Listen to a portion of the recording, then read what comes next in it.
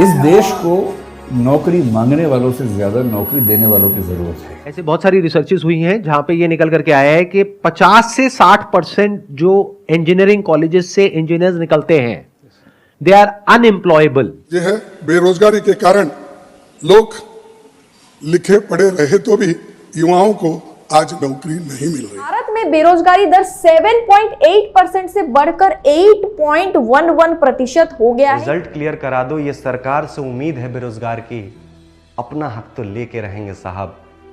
ये लाइन नहीं, ये जिद है बेरोजगार की। सारे युवाओं की है बस यही पुकार, हमें दी जाए हमारा अधिकार। कब तक रहे हम यूं बेरोजगार, हमें दी जाए हमारे हिस्से की रोजगार। आप 30 सेकेंड के लिए आंखें बंद करके ये इमेजिन करो, आज से पूरे 5 साल बाद आप ग्रेजुएशन कंप्लीट कर चुके हो, आपकी एज एक एम्प्लॉयमेंट वाली हो चुकी है, पर आप उस वक्त जॉबलेस हो। फैमिली वालों की तरफ से काफी प्रेशर भी मिल रही है कि बेटा ये आखिरी साल है तुम्हारे पास, अब जॉब लेना होगा तुम्हें, नहीं खिला सकते हैं अब ऐसे बिठाकर, कुछ तो करो। देखो पास वाली आंटी के लड़के को 2 साल पहले ही उसे नौकरी मिल गई, जरा खुद को आईने में देखो। ऐसा नहीं है, आप एफर्ट नहीं दे रहे हो, आपकी एफर्ट जारी है, पर फिर भी नौकरी की ख्वाहिशें अधूरी है। तो आप उस सिचुएशन में क्या करो? या तो घर से दूर किसी फैक्ट्री में जाकर दहाड़ी पर काम करना चाहोगे, या किसी सड़क के साइड में छोटा सा बिजनेस, क्योंकि एक मिडिल क्लास युवा अपने नीड्स के आगे काफी हेल्पलेस हो जाते हैं। और ये नौकरी जैसी शब्द जो पहली क्लास से आपको पढ़ाया जाता है, इस वक्त हर स्टूडेंट्स को मिल पाना नामुमकिन है, क्योंकि बढ़ती हुई बेरोजगारी युवाओं को संकेत करती है कि अब ट्रैप चेंज करना होगा। आप देख सकते हो इंडिया की टाइम मैगजीन रिपोर्ट 2024 के अंदर इंडिया में 29.1% शिक्षित युवा जो ग्रेजुएशन की डिग्री ले लेने के बाद भी बेरोजगार है, यानी हर 3 इडियट्स में से एक बेरोजगार। वहीं अमेरिका हर 100 एजुकेटेड में 95 लोगों को रोजगार दे रखा है।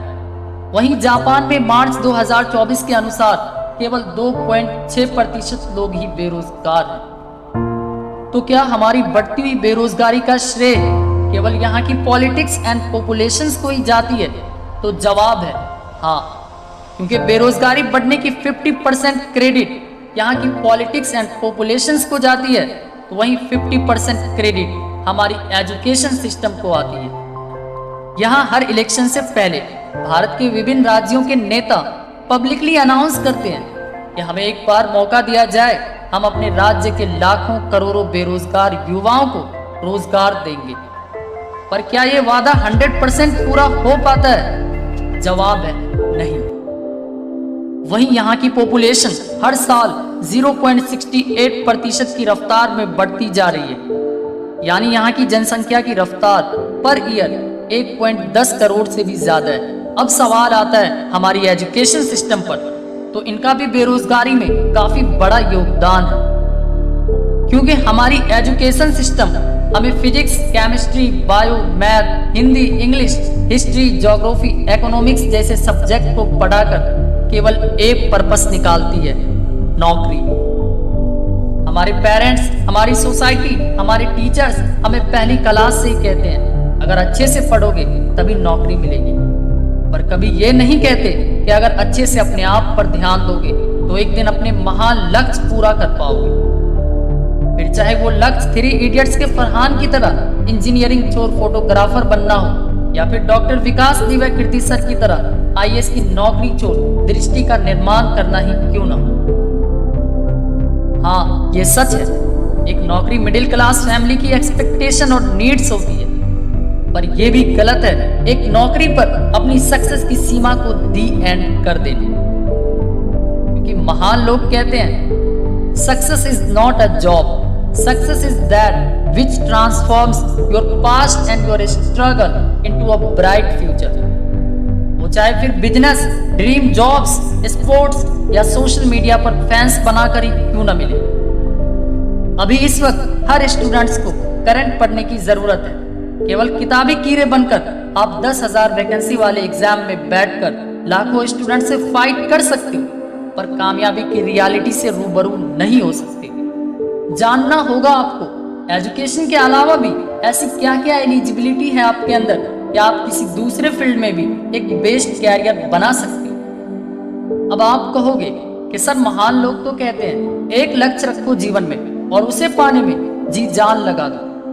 हाँ ये सच है, पर कभी कभी हालातों के आगे समझौते नहीं बल्कि खुद को बदलना भी होता है। जैसे खान सर का भी लक्ष्य था आर्मी ज्वाइन करना, पर हालातों के आगे उन्हें महान गुरु बनना पड़ा।